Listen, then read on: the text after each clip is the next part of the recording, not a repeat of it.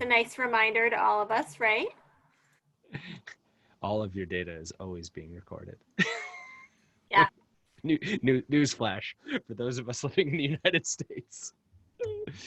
Well, thanks everyone for joining us this evening for our first Launchpad workshop of the fall 2020 semester. We're delighted to have you here this evening. My name is Hadar Borden. I'm the director at Blackstone Launchpad and Techstars.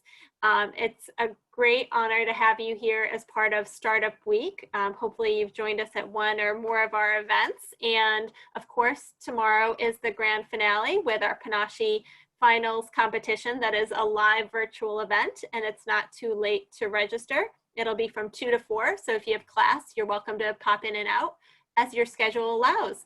But without further ado, it is my pleasure to introduce a friend and a colleague in the startup ecosystem in Western New York. He is what I hear, a recovering serial entrepreneur, and he is a community architect at Techstars. So one of the other important titles that Clark carries is that he is an alumnus of the University of Buffalo. So we all have something in common. So please join me in welcoming Clark Dever to our workshop. He's going to be leading on the business model canvas, and let's give him a round of virtual applause. Whoa, I've never gotten virtual applause before. It's overwhelming. Welcome. I'm going to release my slides so that you can share yours if you have them. Awesome. Thank you. Cool. Well, thank you everyone for showing up, and thank you Hadar for the excellent introduction, and both you and Alex for the work putting this together, and thank you to all of the attendees for coming. I'm just got to get back to the beginning of my deck. There we go. Share screen. Boom. Cool. All right. So pro tip, always email the speaker. I'm always teaching. If anyone ever gives you their contact information, no one ever writes to them. So write to them if you have anything to say, because you never know where those relationships will help you in the future. And as a student, it's particularly interesting. Before we get into what a lean canvas is, I want you all to recognize the fact that as students, you basically have a pass to talk to the most important people that you can find in any organization. So you should be on LinkedIn, and you should be talking to C-level executives at different startups around the world, because they all talk to you. All founders will talk to you. All people in your subject matter expertise. You're just like, I'm a student and I want to know more about what you do, and people will take the meeting. As soon as you graduate school, you lose that power, and you just become a normal human like everyone else. But people usually will give students 15 minutes of time anytime they ask. So abuse that power while you have it. One more link while I'm at it. openofficetime.com. If you're looking for 100 people that are very successful in Western New York and you want to meet them and talk to them, you can go there. You can click on a link. You don't even have to email them to ask them for time. You can just click a button and schedule a meeting with them. And there's really incredible people there, and so you should use that. If I give you one recommendation to do for the rest of the year at UB, is once a day or once a week, whatever your personal goal is, schedule a meeting with someone off of that calendar, and I can guarantee you will be employable and have a job at the end of your tenure if you do that. All right, because it's not what you know, it's who you know. So why are we here? Why are we here? We are, oh no, did I lose my speaker notes? All right, pause, sorry. Let's see, presenter view with notes, there we go.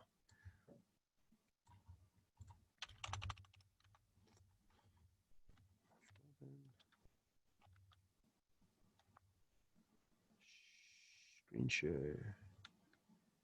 Boom. All right. So we're here to talk about Lean Canvas and what are the benefits of the Lean Canvas. They are, and why should I do it? You can do it in a single sitting, and it is fast and flexible. So back when I went to school, 10 or 15 years ago, everyone was like, oh, you got to write a business plan. Well, business plans are 60 pages. And by the time you're done creating them, your business has moved, the market has shifted, and they don't have as much relevancy as they did when you started writing them. I still think that eventually you should maybe work your way through a business plan. But in the earliest stages of your company, what you want is a one-page document that allows you to send it before your meeting to your audience so they can digest the business concept. And say you only have 15 minutes with an important person and you want their wisdom that they've gained over 20 years of working in your field. If you send them that doc, they can review it. And then instead of spending 10 out of the 15 minutes explaining what your business concept is, you can spend 15 minutes out of the 15 minutes talking about the wise things that they have to tell you to inform your understanding of your marketplace or your product, or just what they know. So it's a great time-saving tool, and it creates value for both you and the people that you need to talk to. The other thing is that you can edit it on the fly. So while you're talking to a mentor, you can make changes, and they're basically cheap and disposable. You can throw them away if the idea is bad, and you don't have as much commitment to the work product, right? And I think that's a very important thing to understand as a founder, is that you will throw everything you do during the first year or two of your business, you will throw away. And it's unfortunate and it feels bad, but it's the truth. Like, good founders build things and then they rebuild them, and then they rebuild them and they rebuild them. And it could be the actual product, it could be the marketing decks. Everything in my life that I've done for the past 10 years has been largely disposable, and I've run multi-million-dollar businesses. So it's just the nature of existence when you're in an early stage company. The last point, and this is one of the most important things, especially for inexperienced entrepreneurs, is it forces you to have a customer-centric approach to your development of your product and your business. The last thing you want to do is come up with a cool technology and then go find a market for that technology. And that's what a lot of inexperienced entrepreneurs do. That's what I did with my first startup. And I spent like 5 years of my life shopping around to technology and never really achieving product market fit. The best products come out of customer discovery and deep subject matter expertise about a certain industry and a problem that is faced in that industry, and basically creating a software solution to that problem. All right. So the idea, again, with your startup is, in the first steps of a startup is you want to solve a problem in an industry with technology, because technology makes it scalable. Solving it with people is not a scalable product, and it limits your capacity to grow. It also limits in the high growth startup phase. Like, you won't be able to get VC. It's much harder to get venture capital for ideas that only scale with people. You want to brainstorm your possible customers. You want to sketch a bunch of lean canvases. You want to figure out which customer segment you believe is the right place to start. And then you want to validate that lean canvas, that customer segment, with research. You want to go talk to a bunch of actual customers and figure out what they need, and if the solution that you're proposing actually meets their needs. All right, so this is a lean canvas. It's pretty simple. It fits on one page. Basically, each one of these blocks represents questions that you need to be able to answer about your business. This explains how your business operates, and if you can answer all of these questions, you're pretty much ready to build a pitch deck, and you're definitely ready to go have discussions with customers. So there's an order to how you go through this, and this is really messy, but I basically recommend to start where you believe you know what the answer is to a thing. Like, so if you have an idea of like what the problems faced by your customers are, you would start there. If you have an idea of what your customer segments may be, then you start there. But then you follow through. And you don't have to remember this, you don't have to screenshot it. There's documentation on how to go through it when you look at the lean canvas. And truthfully, You can do it in any order that you want, but this order is the way recommended by the creator. And there are some values that kind of compound on each other. So let's talk about the problem block and the customer segment block. So for each of these blocks, you want to list the three, for the problem block, you want to list the three problems for that customer segment. And you should do a lean canvas for every customer segment, right? So you don't do one for your business, you do one for each customer segment. So what do I mean by customer segment? Instead of thinking of like, oh, I'm going to sell this product and people all around the world are going to build it, you think of, this is a product for moms who have jobs and right now during COVID have to work from home. But it would also work for dads who have jobs, but during COVID have to work from home. And so those are two different customer segments, moms and dads. They may roll up into parent or they may be individual. It also might work for pet owners who are working from home, right? Like, so you think about the different ways your product could be applied, and then you try and niche them down using psychographics and demographics. And that would be a customer segment or a persona. And then for each one of those, so each customer segment in reality, you should do a lean canvas for that customer segment because they tend to break down a little bit differently. Some of the things will be consistent and reusable, but others won't. And then for each customer segment, you work on three problems, their top three problems that they're having that your product solves. Then the next step is, list the existing alternatives. These also, in most tech companies, the two that people always forget, but almost always exist, is using email and doing nothing. Doing nothing is an alternative for everything. And so always remember that, even in negotiations. And then list the roles. So in some technology companies, right, like you may be targeting business to business software as a service focused at enterprise companies. So let's use an example like Google Docs. So in Google Docs, for that, that's B2B and it's SaaS, software as a service. So the different roles might be designers or marketers or whatever. And then, that would be your customer segment for that type of product.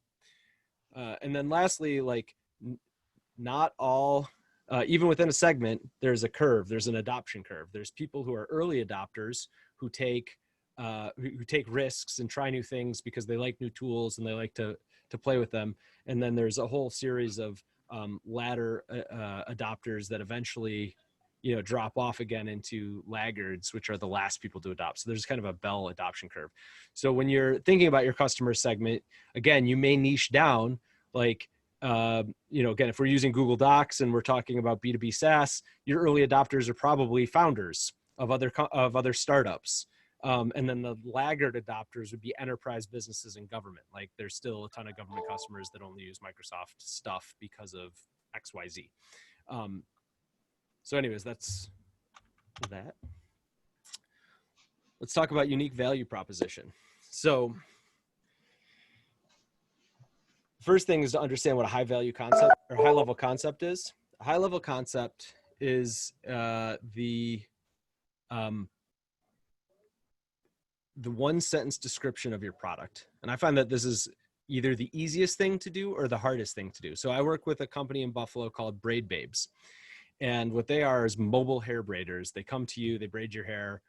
And so the high level concept, if I was to give it, just the first pass would be, Uber for braids, right? So something that is known generally. If I talk to you, you have an anchor point that you can use for understanding, and then whatever the niche is or whatever the comparable is. So that's a high level concept. And that is the easiest way in your initial, it's easier than an elevator pitch is the idea. It's one sentence. You can think of it like a tweet. Again, with the unique value proposition, it's about differentiating yourself and describing why you're worth buying, because every product has either competitors or substitutes, right? And we talked about doing nothing, and email is always a substitute for almost every product that is technical. But if you don't have competitors, you're probably not looking hard enough. So the first thing that I always do when I have a great genius moment idea is I go on Google and I look for it. And if there's competitors that look established, I go, great, someone else is doing this. I don't have to do this product anymore and I can move on with my life. But if there aren't competitors at all, you should also be concerned. You should ask yourself why. Why aren't there competitors? So you always need a unique value proposition because there should be the right amount of competition. You want to compete against, or you want to see someone out there in the marketplace trying to solve the problem because that means that there's a market for it. But you don't want to go into a market that's already been rolled up and someone has 80 or 90% market share of like the huge market. So that customer discovery starts with Google. So what, for who, and why? Like that's another way to think about your unique value proposition. So we'll go back to Braid Babes. It's mobile braiding for people who can't go to salons, but want awesome levels of clout on their Instagram, right? So there's the why. And then once you find that, the what, for who, and why, you can also do a ton of market research to differentiate yourself by like looking in other niches, right? A lot of times when you're building an innovative product, it's innovative within the industry it's in. It may already exist in a adjacent market. So a lot of innovation involves taking a solution from one industry or one market and applying it to a different problem set in a different industry or domain. And so if you've done that, you can go look at the established market and look at all the brands that are there and how they position themselves and how they differentiate themselves. And you can steal some of that messaging and just switch out the nouns that describe the industry. As a founder, I tell all founders this: steal everything.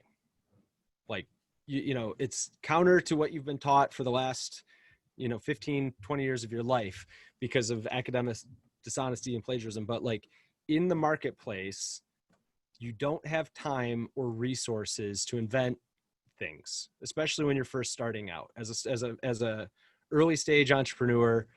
Like, take everything wholesale and like ask for forgiveness, not permission, right? So like use pre-built design packages. You can pay for them. Like there's websites like Envato, Envato, and you can get awesome pitch decks.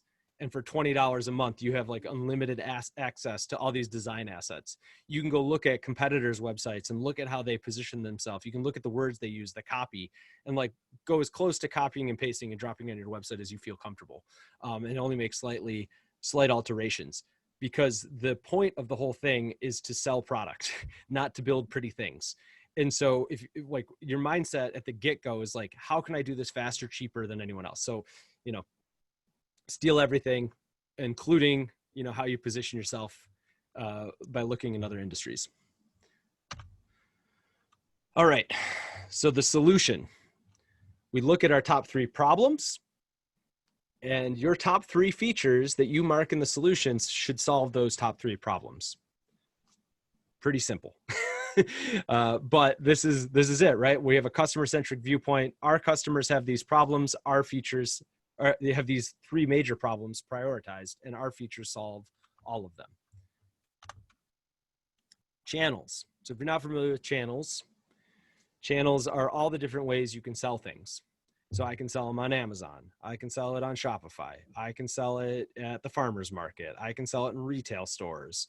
There's many different channels that allow you to get to market. And along with that, even within those channels, like say I'm selling on the web, right? There's a lot of different plays there. So like, how are you doing, search engine optimization? Are you doing content marketing? What when we talk about human capital, right? Like maybe you don't have enough time, but you don't have enough money, but you got time. So like the SEO, SEM content marketing channels are very valuable for early stage startups because you can build a killer Instagram account using bots and your own creative juices, and it can outperform what you could do with comparable ad buys, because you have more time. You can look at your inbound, sales channels. So like, how do I get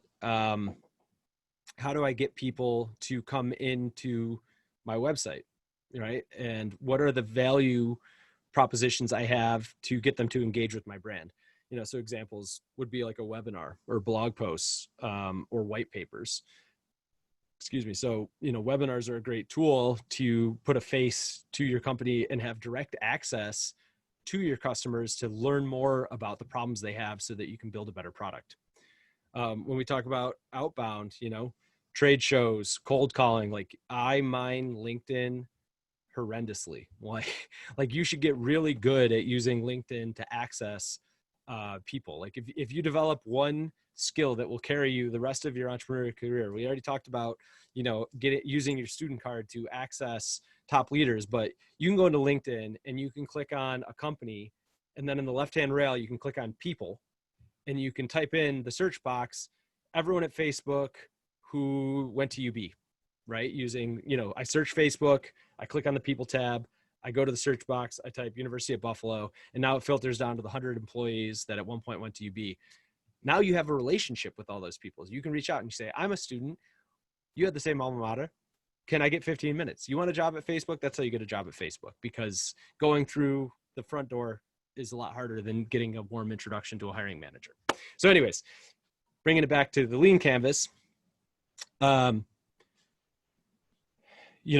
can you automate? What's direct? What's indirect, right? Direct is one-to-one. Indirect is like marketing, branding. So figure out what your approach is, where you have strength, where you have knowledge, and put those in as your channels. The next step, I guess, is cost structure and revenue streams. So the things that I think about when I think about cost structure is cost of acquisition. How much does it cost for me to get a new customer, right? That means, the discounts, the direct marketing costs, the labor hours for doing outreach, whatever. What is my cost of acquisition? What's my cost of distribution, right? If I have a physical product, it may be that I have to send it from a warehouse. If I have a digital product, I have to maintain web infrastructure, which is our next cost, but like distribution is included in that. It costs me pennies to send digital movies across the internet. And then our infrastructure costs are, could be physical office space. It could be your internet connection, those type of costs. Your labor costs, how many labor hours does it take to ship product, or do you require it this time, right? You have 1 or 2 employees. What's their cost per week, per month? Helps you figure out what your burn rate is. And then pricing, right? So we're switching over to revenue streams, but the things to remember about price is that the price is part of your product, just like the packaging is part of your product. Price is an indicator of quality. A lot of times I see early entrepreneurs, earlier in their career, try and outprice their competition. But what they end up doing is they never really understand their cost structure. It's very hard to understand your cost structure early in your business anyways, because you have to do things that don't scale well. So they price real low, and they're actually losing money with every item they sell, but they don't realize it. And also they're sending a indicator to the marketplace that their product is of lesser quality. Premium products cost more money. And so if you price your product low, then they think that you have a low quality product. That's what you're signaling. So it's very important to price your product appropriately to competitors. And then one of the other things, so let's go over the other, so we talked about revenue model, right? And so that could be software as a service, right? Where people are doing monthly. It could be a one-time buy.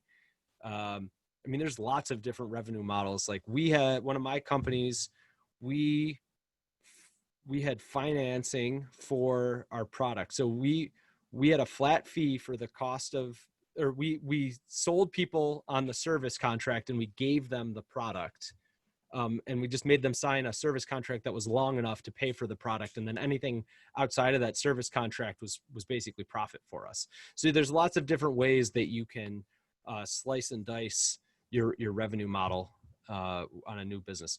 Lifetime value, this is an important metric to understand. So we talk about our cost of acquisition, cost of customer acquisition.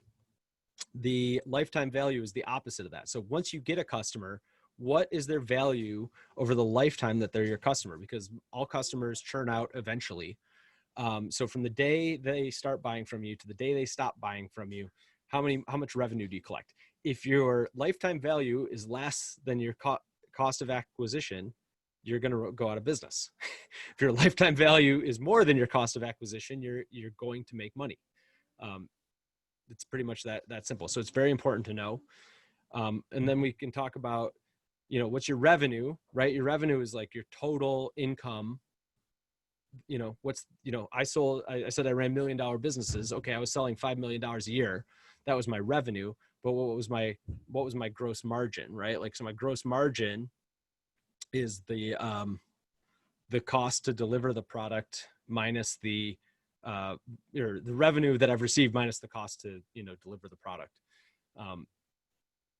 So anyways, these are the numbers that you should be plugging in here, and they really help a mentor or investor evaluate your business and understand how your business makes money. So this slide is the most boring, and it's where I see people cheat the most, especially early stage founders, but it's actually the most important, because this is the part of the slide that is actually the mechanics of, like, is this a business or is this a hobby? So businesses make money for solving problems, and like hobbyists solve problems for fun. And if you're an entrepreneur, you should build businesses, not hobbies. All right, so here's a breakdown of cost structure. So say I don't have a product yet, I don't have staff yet. What do I put for cost structure other than just, completely made up numbers? So let's think about what it takes you to get to the point where you could sell the product and have revenue. All right, so we know we have to do customer research, right? We've built these different lean canvases. So what is the cost of that customer research? So I think I got this backwards, but so if we had 2 interviewers times 50 50 interviews times 30 minutes, right? That's 50 hours of labor, right? And we have to pay our laborers, right? Even if it's ourselves, like, that's a cost. You have to realize what your own cost is. And then our interview development costs, right? Like, we have to figure out what the scripts are. We have to build a PowerPoint that represents the product so we can talk to the customer about the features, et cetera. So maybe it's $50 or 40 hours in that, right? So now we got 90 hours of labor in our customer research process. We have to build the MVP, right? So that's 2 developers times 2 weeks. Maybe they're half-time or they're students, right? So we have totally about 80 hours of development work to build our MVP, right? And then we have our cost, our total cost to launch then, right? We know that we have whatever, 170 hours at $65 an hour. So that's about 11 grand. So now we know that we need to go find $10,000 or $11,000 to,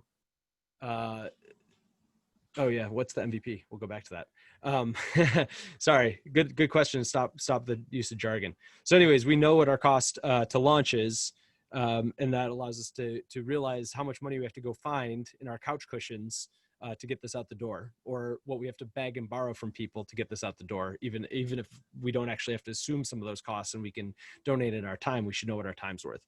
So MVP, minimum viable product.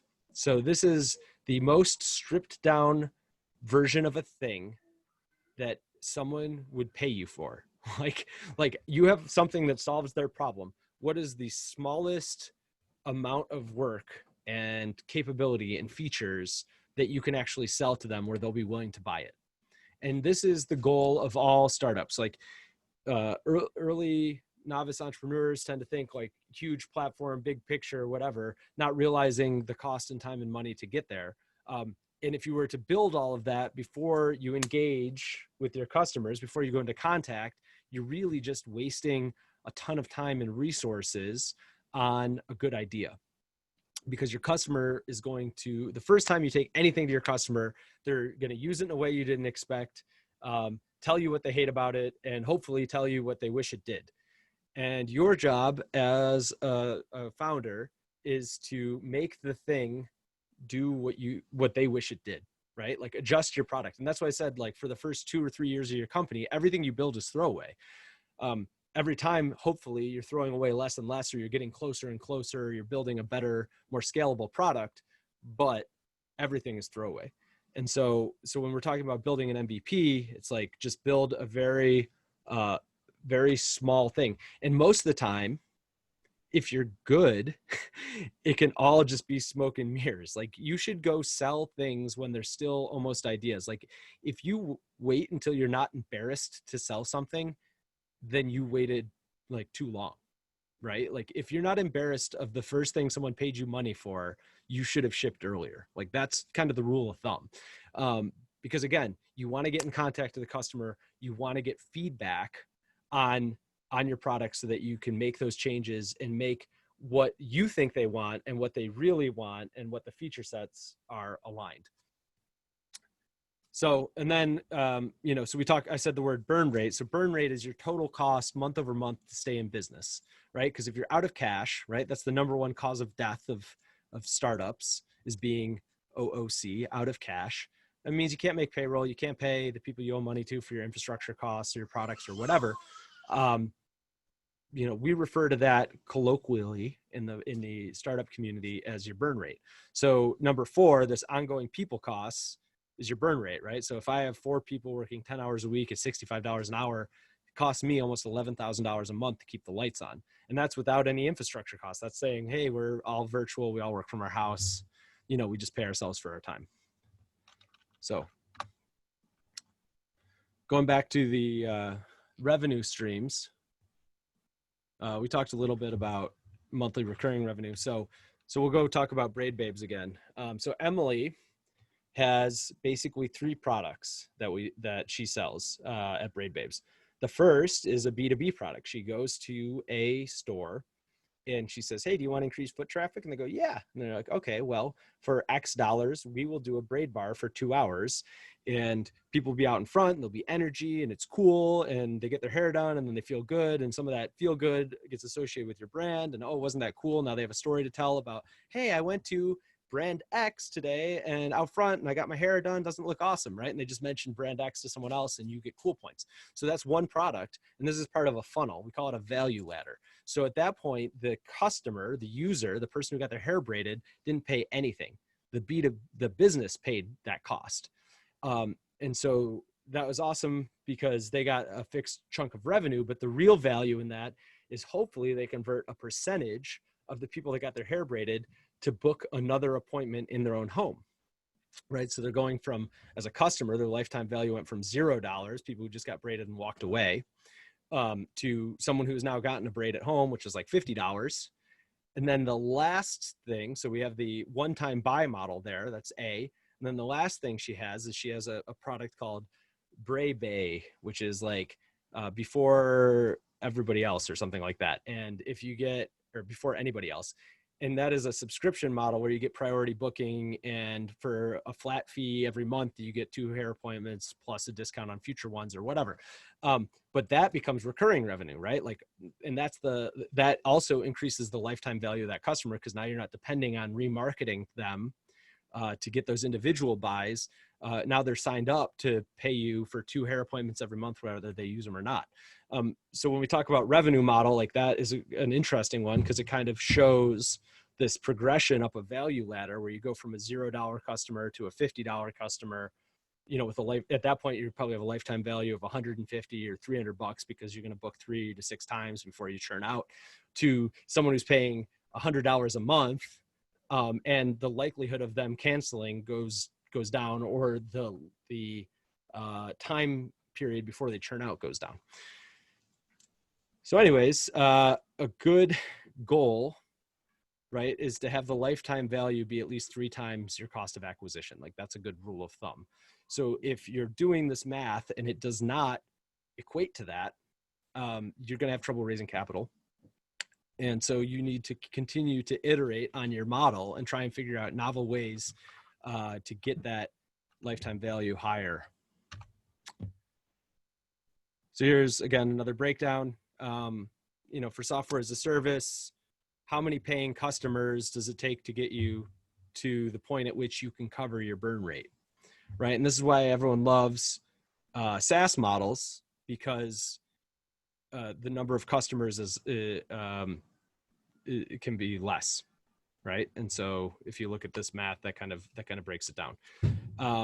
And then the other model would be like that one-time buy model, and you can see that you have to sell a lot more to get to that same number, or it's a higher price point rather. So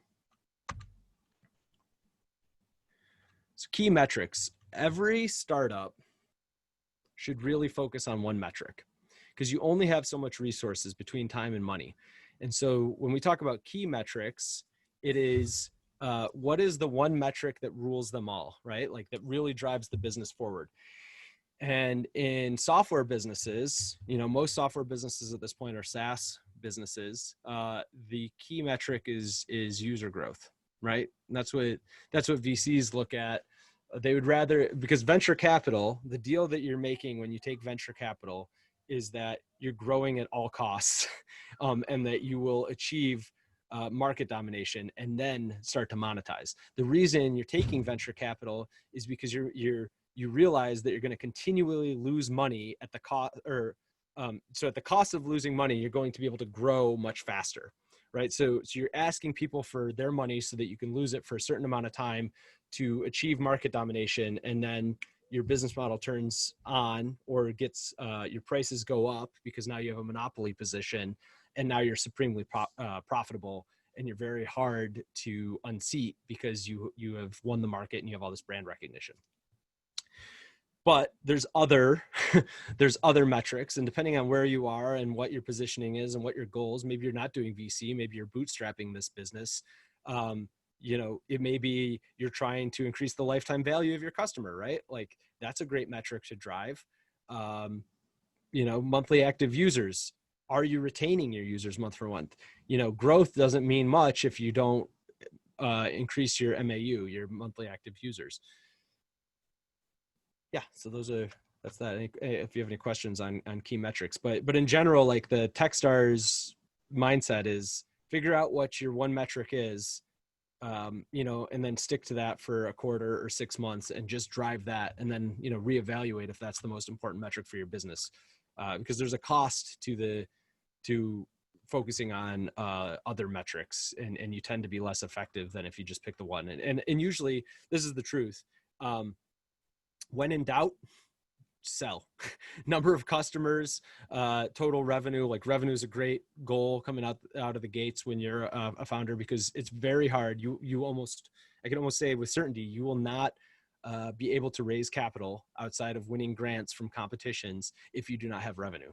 So the most important thing to do is start selling. And if you can't sell, like if you can't generate the value, if you have a network place like Facebook didn't generate revenue at first, it just had to grow, then you need to really drive your user growth. You need to show that like thousands and thousands of people are coming on board, even though it's free, like they're coming on board, they're engaging, they're doing all this activity, and then we're retaining them. But most of the time, you're not going to have a network effect business as your first startup. So think about sales and revenue as a good placeholder for a first key metric. All right, last block, guys. Unfair advantage. So something that cannot be copied or bought. So this is the way I think about it. If my co-founder and I have a fight and they steal my source code and they set up shop in another country where I can't sue them, and slashes their prices, do I still have a business? That's an unfair advantage, right? Like if I have created a moat that despite all of that hardship, I'm still in business, then that's an unfair advantage. Pretty much like less than that, like keep thinking about it. And this is a hard one. This is like the hardest block. And I think that's why we save it for last on the Lean Campus, because oftentimes you don't have an unfair advantage. And that means that you have to be very good somewhere else. And a lot of times academically, I hear people go like, oh, I have a patent. Patent is not an unfair advantage. Because in order for a patent to be an unfair advantage, you have to have the capital to defend that patent, which you do not. So having a patent may be better than not having a patent. But in truth, as an early stage startup founder, and people can disagree with me on this, it's better to spend that $10,000 or $15,000 unless you get someone else to pay the cost in the development of your product and to get into market, because getting into market is by far the most important thing, and winning the market is even more important than that. So I have a couple patents to my name, and it's awesome, and I consider them the equivalent of like my graduate degree, but yeah, they're expensive and they don't really provide you that much protection as a small company, because if Google decides to infringe your patent, they're going to, right? Because they have engineers and they can pay to engineer around your patent. And then if you sue them, they will just bleed you of money until you have to discontinue your lawsuit, and then they will move on with their lives. So that's it. I'd like to open it up for questions, and I don't know, whatever you want to talk about. It could be lean canvas, it could be not lean canvas.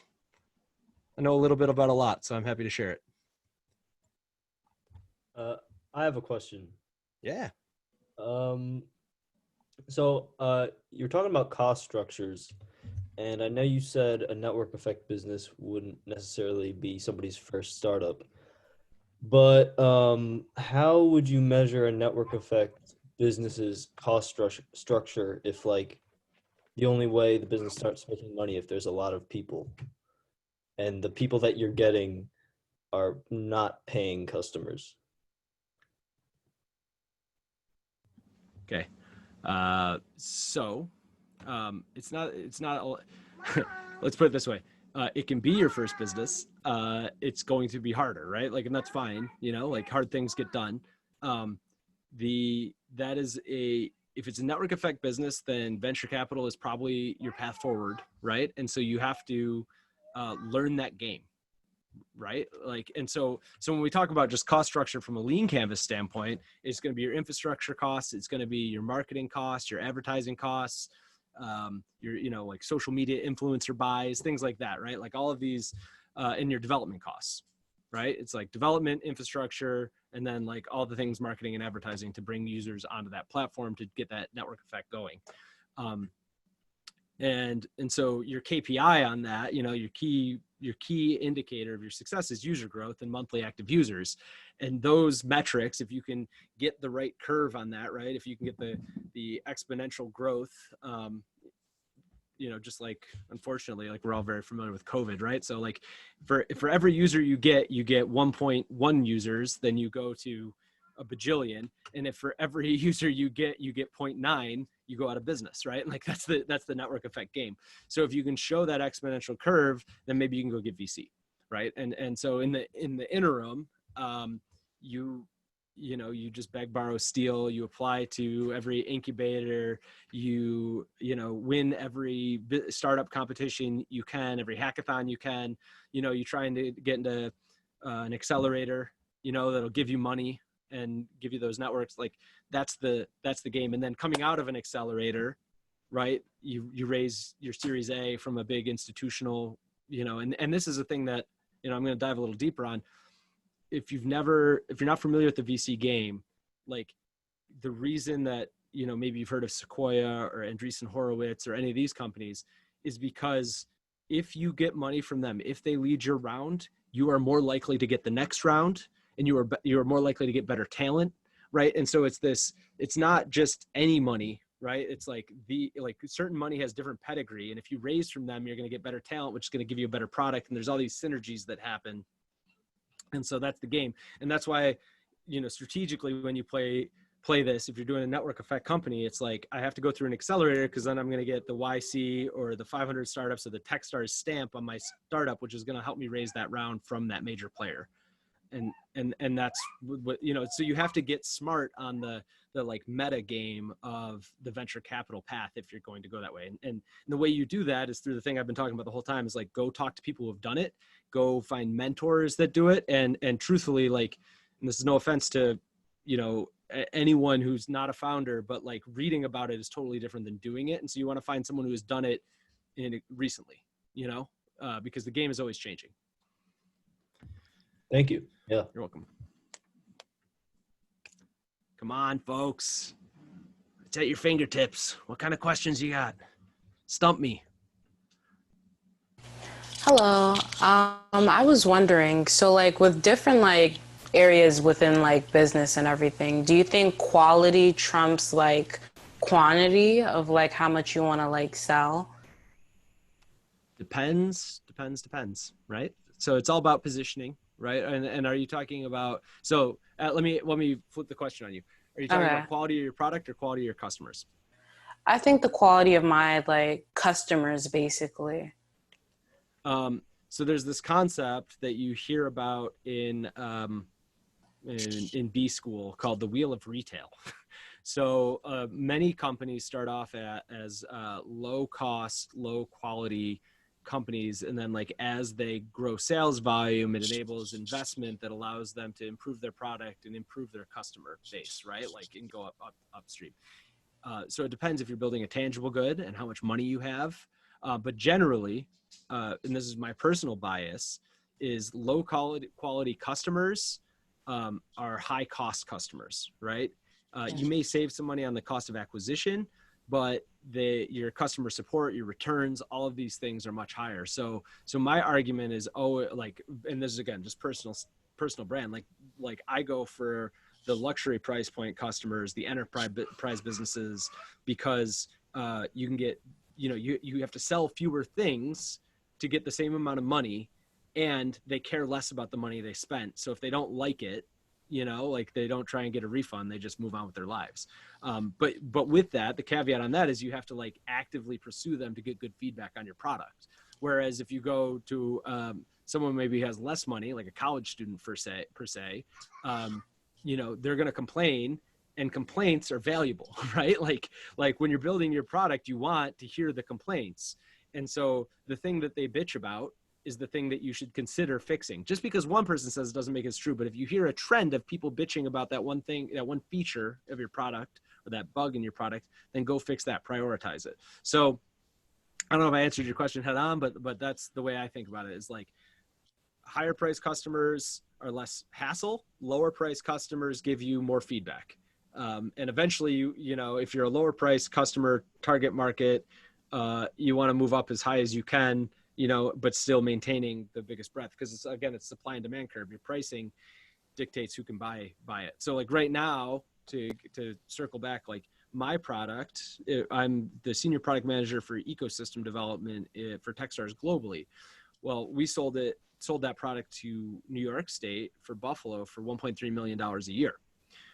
I can't sell my product to Africa, like anywhere in Africa or anywhere in Southeast Asia for that price point. Well, not anywhere Southeast, but a lot of places at that price point as a first product, right? Because it's a trust relationship based place, right? And so they want to buy at a lower price point, see how you deliver, and then increase the price value. So right now what I'm trying to do is strip out a bunch of stuff from my product, put in a bunch of software to give us leverage on pricing and reduce our cost structure so that I can go sell it for $300,000 a year into the places that were on a different part of the supply and demand curve than we used to be able to hit. So anyways, there you go.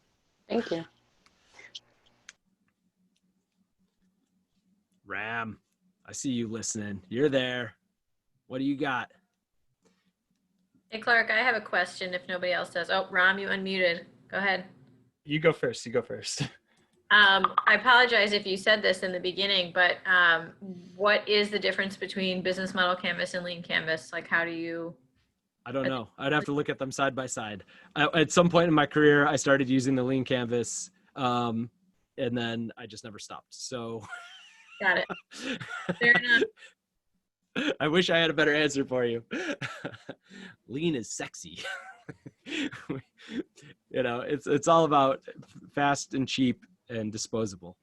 And I don't know if that's accurate, but that's where I'm at. Thanks for giving the talk today.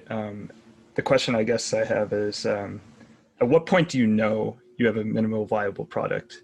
Because I feel like a lot of people are tentative to like push out something that they don't fully believe in yet.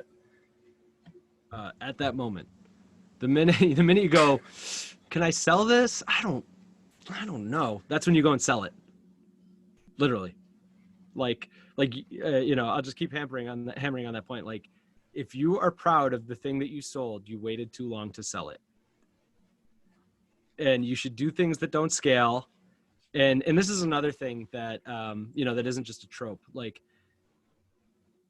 a good startup at an early stage is a feature for a platform, right? Like, you shouldn't set out to build Facebook as you, like your cohort, no Facebook. Like, you should set like newsfeed. Like, you should go set out to go build newsfeed. Like, if you build newsfeed, like, that's a great product, and within Facebook, that is an entire product, right? Like, within Amazon, like, the buy button is a product. So a lot of times young entrepreneurs, or I don't want to say young because that's kind of ageist, but like novice entrepreneurs who haven't got on their own before, they scope their product too wide, and it causes all sorts of problems because it takes more resources to move that, right? Like, the smaller, more nimble it is, the easier it is to build, the easier it is to test, the easier it is to change and get revenue, right? Because revenue, someone actually taking $1 out of their pocket and handing it to you, lets you know that you actually have a product. People will take free shit all day. They will, that's free, take two, like they're in. You have a product when someone pays you money, and the difference between zero, free, and $1 is exponential. I mean, it's like, it is a chasm. And so that's really how right? Like, that's, if you can get someone to give you money for it, then like, maybe you have a thing. And truthfully, the way you really know you have a thing, and this is where, like, when should I quit? When should I try a different idea? Like, when I see a product that works versus like, something that like doesn't have product market fit. Like, if you're solving a problem, and maybe you've heard this, but like, we talk about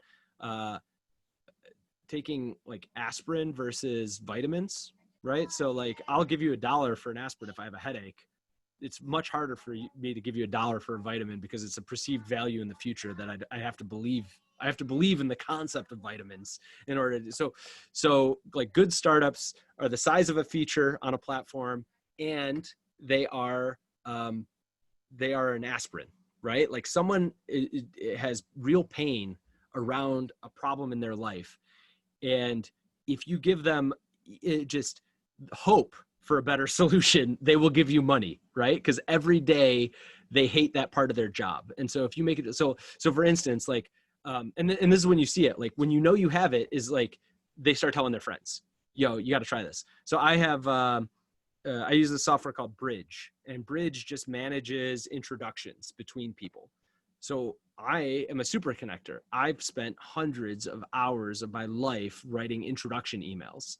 And I got this product where I click 2 names, and then it handles all the, hey, do you want this introduction? Yeah, you want it? Okay. And then it does the introduction. And then 2 weeks later, it asks them if the introduction was good. So if I know people are worth introducing in the future, right?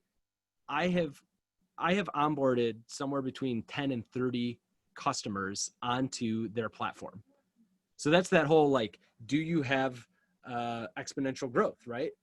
They gave it to me basically because I was an early adopter, but I gave them 10 customers, right? So for one customer they got 10 customers more. So if you don't see that, if you don't feel that in your business, then you need to change your model. You need to change your product. You need to go back to the drawing board. Just throw it all out. Like, why waste time on something that doesn't grow like that? Once you get to the point where it should, at least some people should be that excited about it. Like, if you don't see that, and, by the time you're actually in market and you're trying to sell it to people, then you either need to change your product and get it to that point, or, time is the most important resource you have as a human, right? Like, you can't get more time. Money is money I can get. I can't get more time. So just like, throw it out, go find a better problem to solve, go build a new product. Like, don't be afraid to quit, especially if it's your first, second, third time doing this. Like, if it's not going, like, you'll know, like, I have, you guys might know him, Kanishka. I don't want to blow up his spot, but like, he's having real success right now. Like, he is, like, his business is blowing up to the point where he's like, do I want to do this? Like, that's how that something has product market fit, because all of a sudden you're like, oh God, like, there's fear of failure and there's fear of success. And when you feel the fear of success, that means you have a product. like that. I guess I'll leave it at that.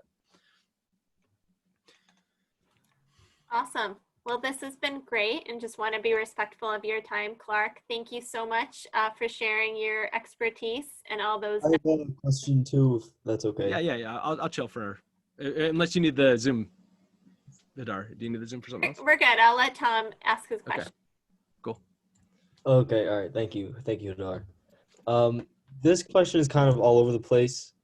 It's just my thoughts on things. I've read. Uh-oh. Yeah. We'll see where it goes. Minimum viable question, please.